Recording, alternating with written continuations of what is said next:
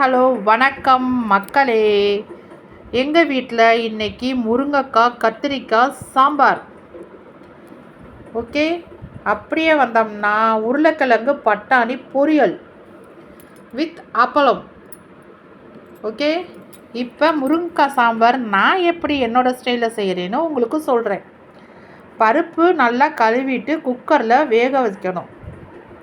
வேக வைக்கிறப்ப ஒரு 2 ஸ்பூன் எண்ணெய் ஊற்றி நல்லா வேக விட்டு, அதுக்கப்புறம் கத்திரிக்காய், முருங்கைக்காய், வெங்காயம், தக்காளி நறுக்கி வச்சுருந்த அந்த பருப்பு தண்ணியை இருத்து இந்த காயை வேக போடணும். மிளகாத்தூள் போட்டு காய் நல்லா வெந்ததுக்கப்புறம் இந்த பருப்பில் புளி கொஞ்சம் கரைச்சி ஊற்றி எல்லாத்தையும் ஒன்றா ஊற்றி கலந்து விடணும்.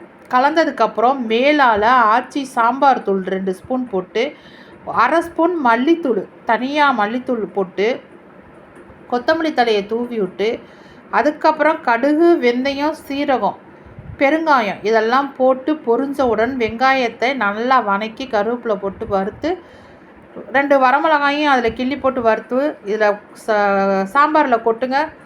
கொட்டி கலக்கி விடுங்க. அப்படியே ஆஃப் பண்ணிட்டு மூடி வைங்க. சாம்பார் அப்படியே மணன்னு கமகமகமான்னு இருக்கும் மக்களே. ஓகேவா? இதுதான் நான் செய்கிற சாம்பார்.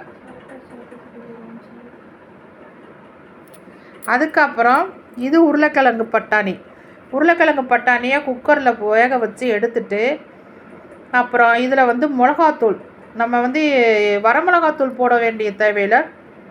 யாருக்கு மட்டன் பிடிக்குமோ, சிக்கன் பிடிக்குமோ அது மாதிரி மட்டன் தூளோ சிக்கன் தூளோ எதுவாக இருந்தாலும் 2 ஸ்பூன் போட்டுட்டு, கொஞ்சம் புளிக்குழம்புக்கெலாம் தூள் போடுவோம்ல, அது 1 ஸ்பூன் போட்டு, இஞ்சி பூண்டு பேஸ்ட்டு போட்டு பெரட்டி இருக்கணும். பெரட்டிட்டு சோம்பு பட்டை போட்டு பொரிஞ்ச உடனே இந்த தேங்காயெலாம் இதுக்கு தேவையே இல்லை. அப்படியே தூக்கி ஊற்றிட்டு, இந்த உருளைக்கிழங்கு பட்டாணி இதெல்லாமே வச்சுருக்கோம்ல, சோம்பு பட்டை போட்டு பொரிஞ்ச உடனே இந்த உருளைக்கிழங்கை போட்டு கொஞ்சம் தண்ணியை ஊற்றி உப்பு போடணும். மறந்துடாமல் உப்பு போடணும். அப்புறம் நான் சொல்லலேன்னு என் தம்பிங்கெல்லாம் கிண்டல் பண்ணுவாங்க. ஓகேவா?